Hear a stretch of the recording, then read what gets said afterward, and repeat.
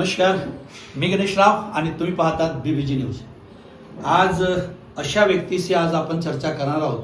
तुमसर तालुक्यातील एक छोटंसं ग्रामीण भाग आहे हरदोली, त्यातली एक मुलगी माधुरी पटले छोट्याशा ग्रामीण भागातून दिल्ली काय लंडनपर्यंत भरारी घेतली आहे। एवढेच नव्हे तर तिने मिसेस युनियस इंडिया 2023ला हा एक मान पटकावला। अशा परिस्थितीत सुद्धा तिने आपली समाजाची कास सोडली नाही। पे बॅक टू सोसायटीची संकल्पना तिने आपल्या हातामध्ये घेतली आणि समाजाला कुठेतरी समोर आपला काहीतरी देणं आहे या भावनेने तिने समाजामध्ये काम केलं आणि अबाधा नावाची एक संघटना तयार केली आणि त्यामुळे महिला सक्षमीकरणचा एक चांगला उपक्रम तिने लावला। अशा व्यक्तीशी आपण बोलू। माझ्यासोबत आहेत माधुरी पटले। मॅम, बीबीजी न्यूजमध्ये तुमचं स्वागत आहे। मॅम, अबाधा नाव हा काय आहे? अबाधा म्हणजे ज्याला कुठलीही बाधा नाही। जेव्हा मला हे नाव ठेवायचं होतं तर मला असं वाटलं की नाव आपल्या संस्कृतीशी जुळलेलं असायला पाहिजे, म्हणून मी विचार केला की संस्कृतमध्येच ठेवायचं आणि हा एक संस्कृत शब्द आहे। आणि मला नेहमीच असं वाटायचं की आपण जेव्हा छोट्या शहरांमध्ये गावामध्ये असतो ना, ते एका मुलीला कुठेतरी असं कोंडून ठेवल्यासारखं असतं आणि मेन त्या मुलीची इच्छा काय असते? फ्रीडम। आणि म्हणूनच मी ह्या नावाला जे आहे एक चॉईस म्हणून घेतला, अबाधा। जरी तुम्ही छोट्या ग्रामीण म्हणजे एक हरदोली सारख्या गावामध्ये तुम्ही लंडन पर्यंत गेले, तरी तुमच्या मनामध्ये कसं आलं की आपण समाजासाठी काही करायला पाहिजे?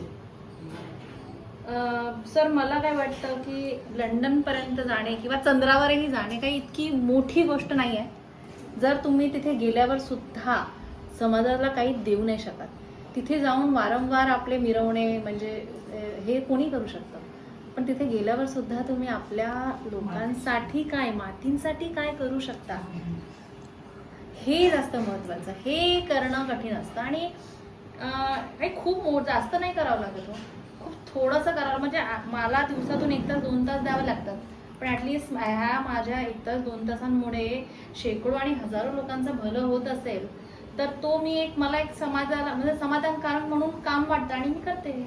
आता कुठले प्रोजेक्ट सुरू आहेत तुमच्या महिलांकरता? महिलांकरता आम्ही स्किल डेव्हलपमेंट करतो।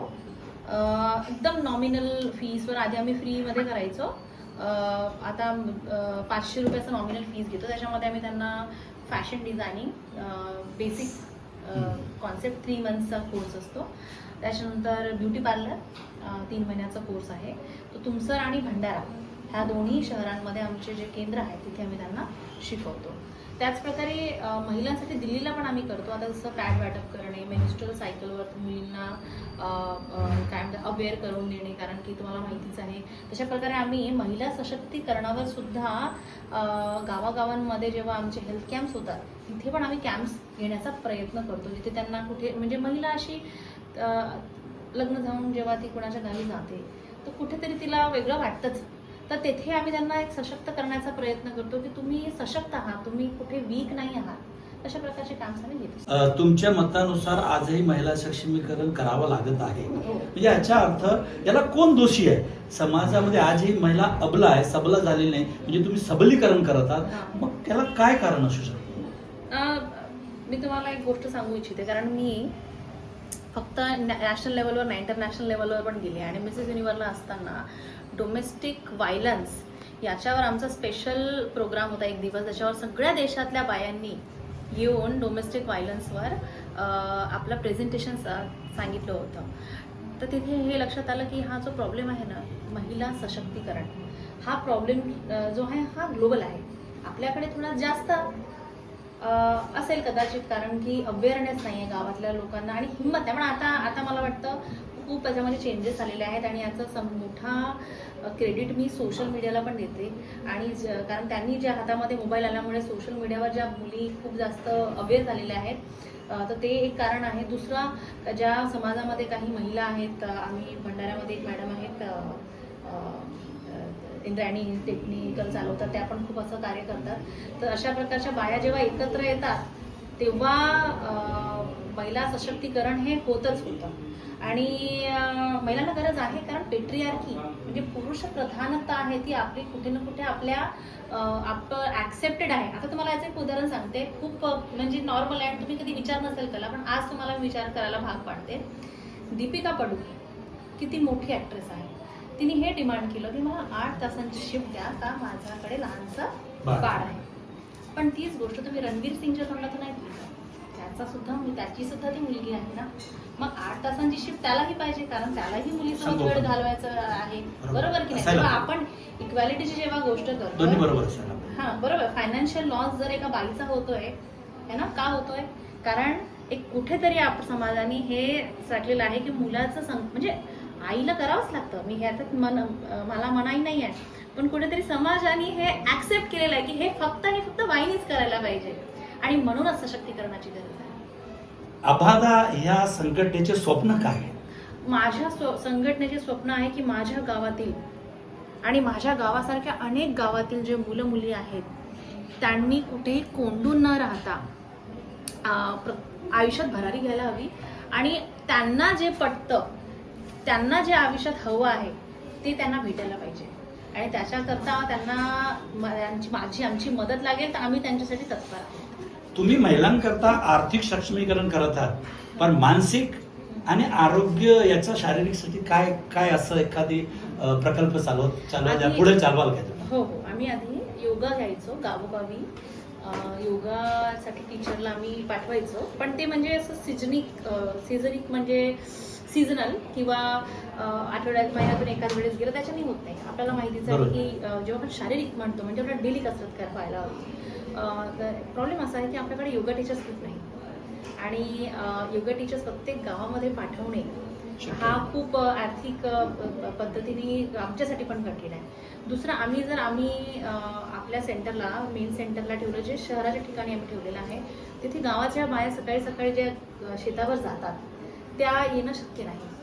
तर एक आम्ही प्रोजेक्ट म्हणजे तुम्ही म्हणताय आणि माझ्या डोक्यात आता बोलता चालला, आपण एक ऑनलाईन, आजकाल जसा योगा सुरू आहे आणि सगळ्यांकडे फोन आहेतच, तर आपण एक ऑनलाईन प्रकल्प हा हाती घेऊ शकतो.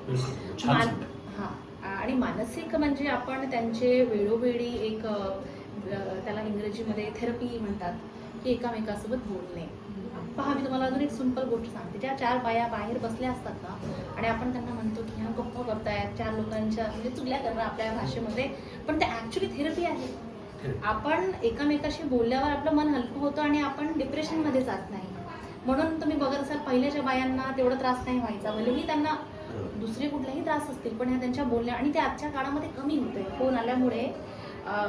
एकांकी पडले, तर तो आपण एक बचत गटासोबत मिळवून म्हणा, आपण हा प्रोग्राम भविष्यात करू शकतो, पण त्याची मी आता गॅरंटी देत नाही, कारण ह्याचं मला काम करावं लागेल. समाजाला काय सांगाल तुम्ही? समाजाला मी काय सांगणार की बाई माणूस काहीतरी करते, म्हणजे हा मला पर्सनली आलेला आहे काय म्हणतात अनुभव. मला तुमच्यासारखेच एक छान सज्जन होते, ते मला हे विचारले की हे फाउंडेशन तर तुम्ही फक्त नावापुरता येत असाल ना, याच्या मागे तर तुमचे हजबंडच असतील. आता त्यांना आणि हा माझ्यासाठी खूप इन्सल्टिंग गोष्ट आहे, कारण की इथे कुठे माझ्या नवऱ्याचं काही हात नाही आहे, किंवा म्हणजे हे सगळं माझं कार्य आहे.